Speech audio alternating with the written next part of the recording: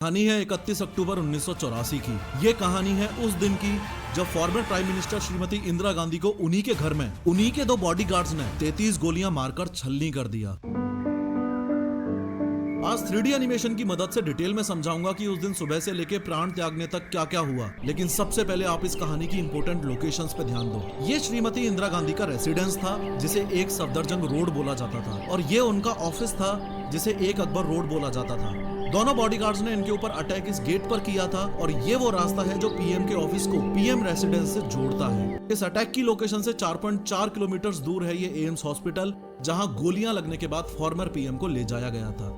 आज दिन है 31 अक्टूबर 1984 का, और प्रधानमंत्री निवास में आज सुबह की शुरुआत किसी और दिन की तरह ही हुई है। फर्क सिर्फ इतना सा है कि आज एक बहुत बड़े पेड़ को गिराने की साजिश है जो कई महीनों से चल रही थी। इस साजिश को अंजाम देने वाले भी कोई और नहीं, देश की पहली महिला प्रधानमंत्री इंदिरा गांधी के फेवरेट बॉडीगार्ड्स में से ही हैं। एक तो ये बेअंत सिंह, जो कि पिछले 10 सालों से पीएम के स्पेशल सिक्योरिटी गार्ड्स में से एक था, और ये फेवरेट भी था, इसलिए पिछले 10 सालों में पीएम के साथ कई विदेशी दौरों पर as a personal security guard गया था। और दूसरा ये 22 साल का सतवंत सिंह, जो कि पीएम सिक्योरिटी में अभी पिछले 5 महीनों से ही था। आज सुबह पीएम साहिबा रोज की तरह जल्दी उठ गईं, और आज उनका एक आयरिश टीवी के जर्नलिस्ट और एक्टर पीटर उस्तिनोव के साथ डॉक्यूमेंट्री के लिए इंटरव्यू शेड्यूल्ड है। इंटरव्यू सुबह 9:30 बजे शेड्यूल किया गया है, जो कि लगभग 1 घंटे चलना है। इंटरव्यू प्रधानमंत्री आवास से सटे इस एक अकबर रोड में होने वाला है। एक अकबर रोड उस समय इंदिरा गांधी का ऑफिस हुआ करता था, जो कि उनके आवास से इस एक बिना गेट वाले रास्ते से जुड़ा हुआ था।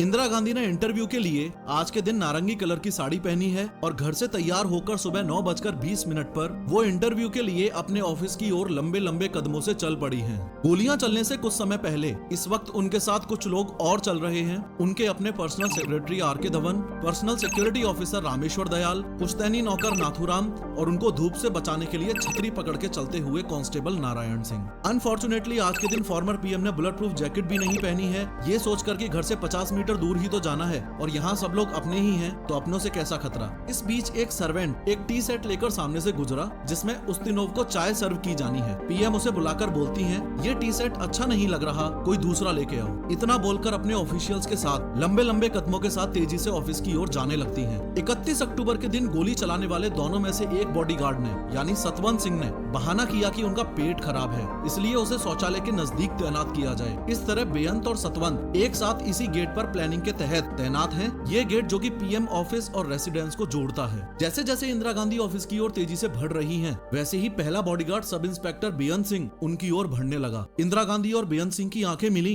तो इंदिरा गांधी बेअंत को देख के मुस्कुराई और नमस्ते के लिए हाथ जोड़ने की पोजीशन में आई। ऐसा इसलिए क्योंकि इंदिरा गांधी बेअंत को 10 सालों से जानती थी, और रोज जब भी बेअंत सिंह इंदिरा गांधी को देखता तो नमस्ते करता था। इसलिए आज भी इंदिरा गांधी ने उसको अपने ओर बढ़ता देखकर सोचा कि नमस्ते बोलेगा, इसलिए इंदिरा गांधी ने पहले ही हाथ जोड़ लिए। लेकिन आज बेअंत सिंह का मिजाज बागियों वाला है। आज उसका मकसद कुछ अलग ही है। एकाएक बेअंत ने लगभग 9:25 पर अपनी .38 कैलिबर सर्विस रिवॉल्वर निकाली और तान दी इंदिरा गांधी पर। जब तक कोई कुछ समझ पाता, उससे पहले ही फायर के 3 राउंड बेअंत की रिवॉल्वर से निकल चुके हैं, और ये तीनों गोलियां इंदिरा गांधी की चेस्ट और एब्डोमिनल एरिया में लगी हैं, और यहीं से एक बड़े पेड़ के गिरने की दास्तान शुरू हो चुकी है। 3 गोलियां लगते ही इंदिरा गांधी जमीन पर गिर गई और जोर से बोली, ये क्या कर रहे हो? बेअंत 1 सेकंड के लिए रुका और सतवंत को देखकर जोर से चिल्लाया, गोली चला। सतवंत, जो अभी तक बेअंत के पास बूथ बना खड़ा था, वो अपनी कार्बाइन बंदूक को इंदिरा गांधी की ओर घुमाकर 30 गोलियां बर्स्ट फायर कर देता है। इंदिरा गांधी को बचाने के लिए जैसे ही उनके personal security officer Rameshwar Dayal आगे बढ़े, तो उनके पांव में सतवंत के द्वारा चलाई गई गोलियां लगी और वो वहीं पर गिर गए। एक अकबर रोड यानी कि पीएम ऑफिस से एक पुलिस ऑफिसर दिनेश कुमार भट्ट ये देखने के लिए बाहर आए कि ये गोलियां कहां चली हैं। उसी समय बेअंत और सतवंत सिंह ने अपने वेपन्स फेंककर सरेंडर करने के लिए हाथ खड़े कर दिए और कहने लगे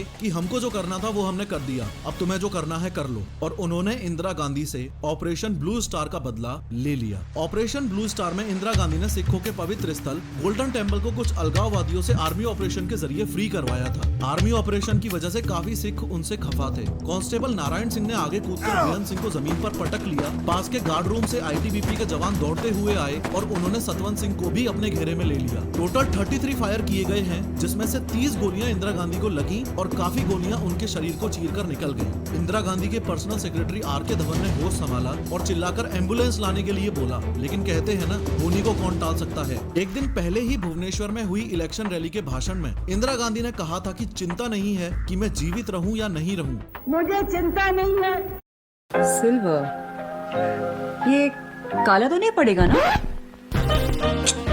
मुझे चिंता नहीं है कि मैं जीवित रहूं या नहीं रहूं। मेरी लंबी उम्र रही है। मुझे गौरव इस बात का है कि मेरा सारा जीवन सेवा में गुजरा। मेरी लंबी उम्र रही है और मैं ये इस पर मुझे अगर गौरव किसी चीज पर है तो इस पे है कि सारा जीवन मेरा सेवा में गया। जब तक मुझ में सांस है तब तक सेवा में ही जाए। जब मेरी जान जाएगी और जब तक मुझ में सांस है तब तक सेवा ही में जाए।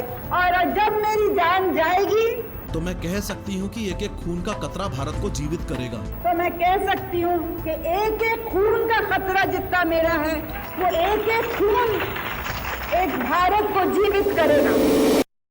इंदिरा गांधी के कहे गए शब्द आज यानी 31 अक्टूबर 1984 को सच होते दिख रहे हैं। भारत की मिट्टी में वो अभी लहूलुहान पड़ी हैं। मानो समय रुक सा गया है और जो एम्बुलेंस लाने को बोला था वो अभी तक आई नहीं है। पीएम हाउस में हर समय एक एम्बुलेंस खड़ी रहती है, लेकिन आज के दिन उसका ड्राइवर वहाँ पर यानी कि पीएम आवास में ड्यूटी पर मौजूद नहीं है। यही सबसे पहला संकेत है कि आगे आने वाले घंटे इंदिरा गांधी के लिए बहुत ही मुश्किल भरे होने वाले हैं। गोलियों की आवाज सुनकर कांग्रेस लीडर माखनलाल फोतेदार इंदिरा गांधी के पास पहुंचे और एम्बुलेंस ना आते देख आर.के. धवन ने चिल्लाकर कोई भी कार निकालने के लिए कहा। इंदिरा गांधी को जमीन से आर.के. धवन और माखनलाल फोतेदार ने उठाकर सफेद एम्बेसडर कार की पिछली सीट पर रखा। आगे की सीट पर R K. Dhawan, Fotedar, security officer Dinesh Bhatt और ड्राइवर बैठे हैं। गोली की आवाज सुनकर सोनिया गांधी नंगे पांव ही गाड़ी की ओर दौड़ी। इंदिरा गांधी को इस हालत में देखकर वो उसी हाल में कार की पीछे वाली सीट पर बैठ गयी। उन्होंने खून से लथपथ इंदिरा गांधी का सिर अपनी गोद में लिया और कार बहुत तेजी से एम की तरफ बढ़ी। 9:31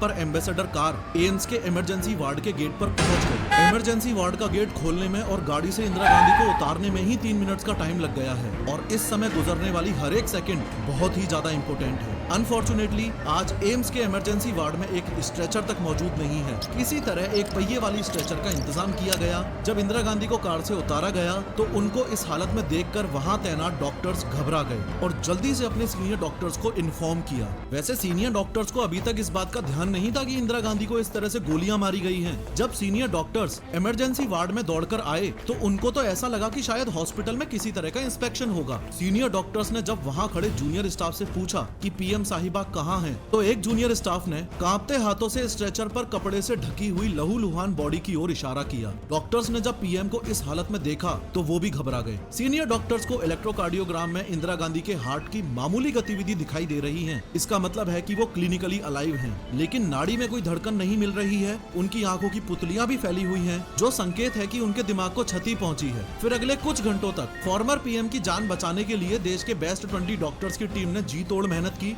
यहाँ तक कि खून को रोकने के लिए 88 बोतल्स ओ नेगेटिव ब्लड भी चढ़ाया गया। 4 घंटे की कड़ी कोशिश की बदौलत 7 गोलियां इंदिरा गांधी के शरीर से निकाल ली गई हैं और ब्लड फ्लो को भी रोक दिया गया है। लेकिन डॉक्टर्स को इंदिरा गांधी के सर्वाइवल के चांसेस ना के बराबर लग रहे हैं। ऑपरेशन थिएटर के बाहर सोनिया गांधी का रो रो कर बुरा हाल हो गया है। इंदिरा गांधी के बेटे राजीव गांधी, जो कि बंगाल में होने वाले इलेक्शन की रैलियों के लिए गए हुए हैं, उनको इस इंसिडेंट के बारे में जब इन्फॉर्म किया गया तो राजीव गांधी तुरंत दिल्ली के लिए निकल गए। साथ में उस टाइम के प्रेसिडेंट जेल सिंह, जो कि विदेश दौरे पर थे, वो भी इंदिरा गांधी पर हमले की खबर मिलते ही तुरंत इंडिया के लिए रवाना हो गए। आने वाला समय देश और इंदिरा गांधी के लिए बहुत ही मुश्किल भरा होने वाला है। इंदिरा गांधी के लिए इसलिए कि अब एम्स के बेस्ट डॉक्टर्स भी कुछ ही समय में अपने हाथ खड़े करने वाले हैं। हॉस्पिटल के 8th फ्लोर पर अब तक काफी कांग्रेस लीडर्स आ चुके हैं और सबको ये तो अनुमान हो गया है कि अब इंदिरा गांधी को बचा पाना मुश्किल है। इसलिए यहाँ इसी फ्लोर पर एक दूसरे रूम में देश पर आने वाले मुसीबत पर मंथन चल रहा है। मुसीबत ये कि देश के सर्वोच्च लीडर्स यानी कि पीएम और प्रेसिडेंट दोनों में से एक तो अपनी जिंदगी की जंग लड़ रही है और दूसरा